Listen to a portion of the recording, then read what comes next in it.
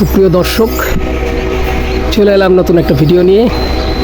আগেও আমার অনেক ভিডিও আছে বনের হনুমানদেরকে নিয়ে। এদের স্বভাব দিন দিন পরিবর্তন হচ্ছে, এদের বংশবিস্তার এত পরিমাণে বৃদ্ধি পাচ্ছে যে সাধারণ মানুষের এগুলো সহ্য করা খুবই কঠিন। বন জঙ্গল কমে আসার জন্য এরকম ঘটনা ঘটছে। এরা লোকালয়ে বেশি চলে আসছে, এদের স্বভাবও অনেক পরিবর্তন করছে। আমি সুব্রত, আর আমার চ্যানেল এক্সপ্লোরার সুব্রত সরকার।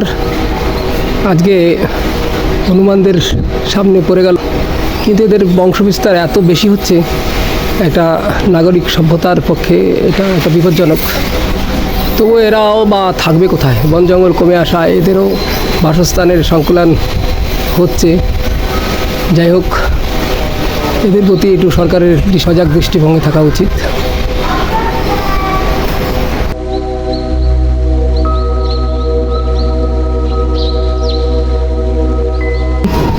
বনের পশু অনেক কিছু জানে, আমরা তা জানি না। গাছের আটাগুলো খাচ্ছে, নিশ্চয়ই কোনো কারণ আছে ওদের। মনে হচ্ছে যেন ওদের খেলে এটা ভালোই হবে। হ্যাঁ, শিরিষ কাঠের যে আটাগুলো খাচ্ছিল, ওগুলো খেলে কি হয় কে জানে। আমার মনে হয় ওরা কিছু জানে, ওই আটাগুলো, শিরিষ কাঠের আটাগুলো খাচ্ছে। চলে গেল।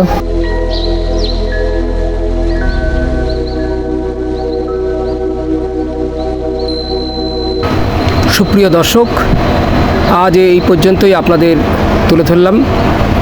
ভালো থাকবেন, দেখা হবে নেক্সট কোনো ভিডিওতে। আমার এই ভিডিওটা যদি আপনাদের ভালো লেগে থাকে, ছোট্ট একটা লাইক, আর নতুন বন্ধু হয়ে থাকলে সাবস্ক্রাইব করার অনুরোধ রইল। নমস্কার।